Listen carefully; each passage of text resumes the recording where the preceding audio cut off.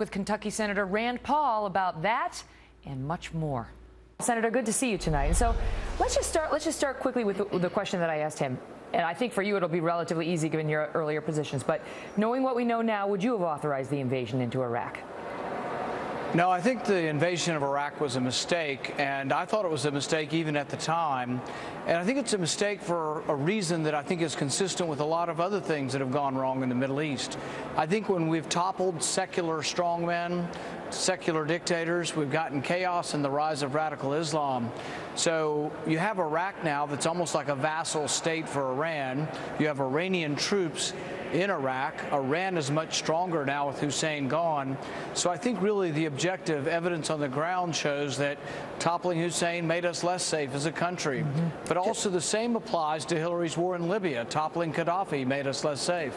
Even the president has acknowledged some ownership on that one. And John Bolton has made a similar point to the one you're making, which is the United States may have been better off with some of these dictators in place. But hindsight is 20/20. And for you to say that it was a mistake at the time and you would have advocated a different decision at the time is a difference between you and Jeb Bush and Chris Christie, too, who came out today and at least said he believes George W. Bush made the best decision he could at the time. Do you disagree with that? I think it's been a consistent mistake, and if we don't learn from history, we're making another error, and we'll continue to make errors. Yes, I think it was a mistake because I think Hussein was a counterbalance to Iran, and even at the time, even if he did have weapons, he had used weapons on his neighbors previously. He had used chemical weapons on his neighbors. So I don't think anybody thought Hussein was a great guy, but he was seen geopolitically as a counterbalance to another nation that is a threat to us in the region and potentially a threat to us here, Iran. And I think really, not just in hindsight, but in looking forward at the time, they should have realized that by toppling Hussein, they would have made Iran stronger and made Iran more of a threat. But how can you say that? Because you were the one who was out there in 2007 saying you didn't perceive Iran as a threat. So how is George W. Bush back in 2003 supposed to say, let's not invade Iraq because Iran is too much of a threat and it'll eliminate the counterbalance? Right. I think Iran is definitely more of a threat, so they have become more of a threat in the last 7 years. And I think I've never really indicated that they were of no threat, but I think that they were never a direct threat to us 7 or 8 years ago, whereas now I think they are a direct threat to our country. But that begs the question about 2003, because you're saying George W. Bush should have foreseen that they were a threat back then. So they were a threat in 2003, but they weren't in 2007, and now they are again in 2015? Well, I would say they were a threat to the instability of the region, and they were a threat to destabilize the region even back then and have been for a long time. So I think there's a difference or a nuance between threat to destabilizing the region, threat to their neighbors, and a direct threat to us. Let's get back to broader foreign policy, because when I had the following exchange with Jeb Bush, quite frankly, you were one of the first people I thought of in terms of the likely reaction. Let me play it for the audience. Do you see the world as he does? Do you see that, the so-called Bush doctrine? Do you subscribe to it? Our foreign policy ought to be grounded in not just the export of our own values or nation building. Those are good sentiments, but first and foremost in security and peace. And I think what we've seen under this president is, as we've pulled back, we're creating an incredibly insecure world. Do you agree that nation building and exporting our values are good sentiments on foreign policy? Well, the interesting thing is Jeb in these comments actually disagrees with his brother. When George W. ran in 2000, he actually said nation building was a mistake. And I think his views changed after 9/11.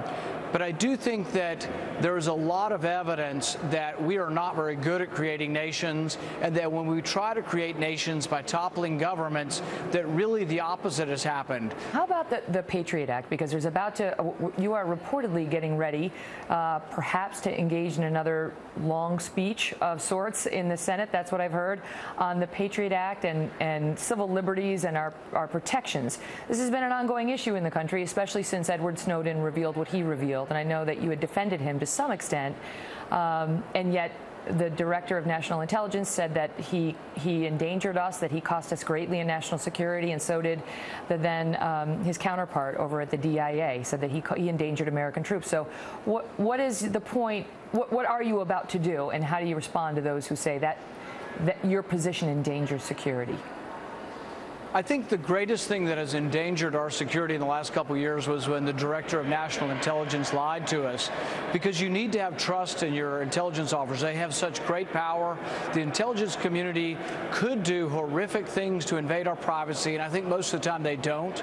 But when they lie to us, we lose trust, and that actually makes intelligence gathering worse. In your defense, he did. He did it right on camera. We played it many times, and he said not wittingly, and he did it. But then he came out and said that Snowden caused massive historic security damage with what he revealed. So even though we might be ticked off at Snowden, you know, we don't want massive security damage to the United States. Right. What I would say is that I think you can catch terrorists using the Constitution, and that you don't have to give up on the Bill of Rights to catch terrorists. I think sometimes our blanket collection of all the records of all Americans has taken our eye off the prize. The Boston bombers, we were tipped off by the older brother. We investigated him, but we let our guard down, and we didn't know he flew back to Chechnya. We didn't know he'd been radicalized further, and we weren't spending enough time there. I would spend much more effort going after him. The guy in Phoenix, Simpson, we knew about him. We had arrested him previously. We had probable cause. If I were the judge in both of those cases, I would have said, yes, here's a warrant, search all their records, and then if you come back to me and you say they called 5 people that are suspicious, I'd have given you 5 more warrants. So I would go as deep as it takes with a warrant to get information. Instead of just scooping everything up, I would go as deep as it takes into the haystack, but I would call a judge first so we protect our civil liberties and protect the Bill of Rights. That was the guy who went to Garland, Texas, and tried to execute the people holding the free speech event. Where do you come out on that? Was it purely about free speech, or were those folks behaving provocatively and in any way inappropriately?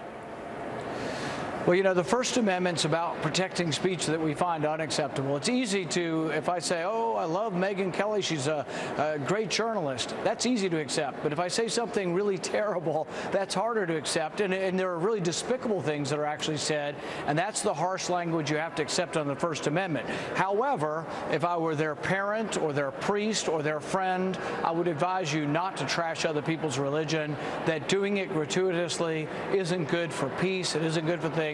But I would defend their right to say so if they want to say obnoxious things. Senator Rand Paul never says obnoxious things, at least not here on the Kelly File. We're grateful for that. Thank you, sir.